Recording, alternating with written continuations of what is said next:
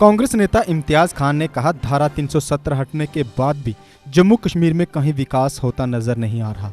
केंद्र सरकार का जनता से किया हर वादा खोखला साबित हो रहा है। वो वादा चाहे लोगों को 24 घंटे बिजली देने का हो या फिर घरों में पानी पहुंचाने का ही क्यों ना हो।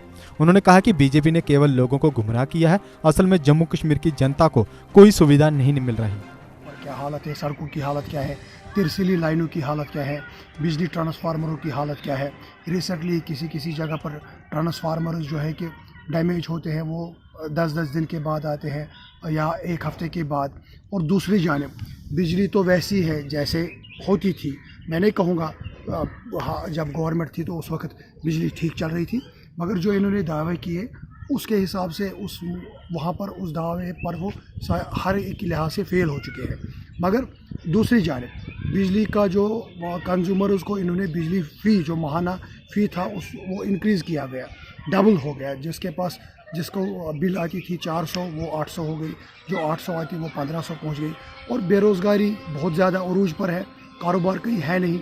आप देखिए फंड्स की भी प्रॉब्लम है यहाँ पर, सड़कों की हालत क्या है, यहाँ पर बिजली का निज़ाम दरहम बरहम है और डिपों पर केरोसिन है नहीं, और डेवलपमेंट का कहीं निज़ाम नज़र नहीं आ रहा है।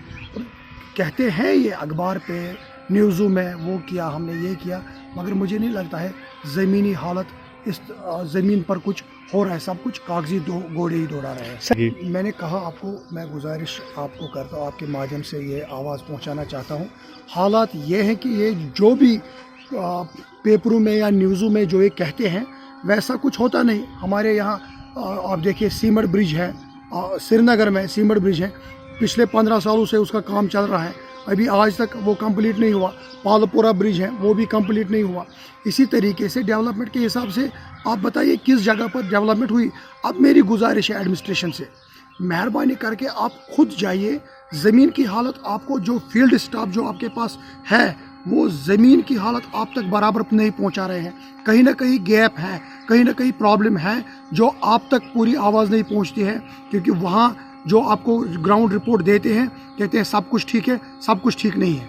और दूसरी प्रॉब्लम यह है कि जो रिसेंटली इलेक्शंस के बारे में अगर बात की जाए, इलेक्शंस में पहले इन्होंने बीडीसी बनाए, डेवलपमेंट के हिसाब से ही कहेंगे।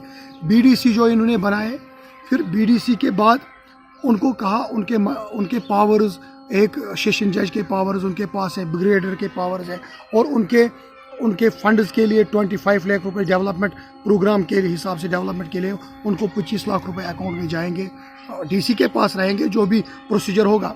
मगर ऐसा कुछ नज़र नहीं आया। अब उन्होंने कितना काम किया, अब ऊपर से उन्होंने डीडीसी के इलेक्शन आ गए।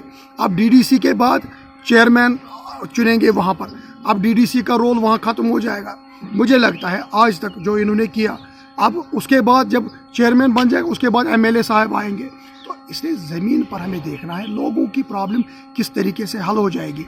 कहीं ना कहीं जमहूरियत पे सवाल तो फिर उठते हैं ना, कहते हैं इलेक्शन हो गए, वो चीज़ें हैं। मैं नहीं चाहता हूँ जमहूरियत पे लोगों को भरोसा उठना चाहिए। मैं चाहता हूँ जमहूरियत पे भरोसा बढ़ना चाहिए, और जिसको दिल में दर्द है उन अफसरों को चाहिए कि लोगों के सामने जाए, लोगों के पास जाए, नौजवानों का दिल जीते, ताकि यहाँ की हालत अच्छी हो जाए।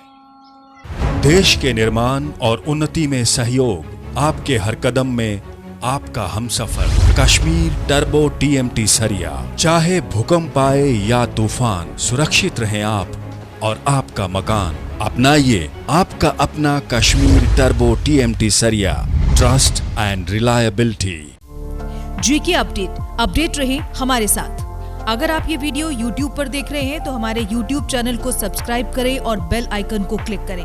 अगर आप ये वीडियो Facebook पर देख रहे हैं तो हमारा Facebook पेज लाइक जरूर करें। For advertisement please contact 7051091811।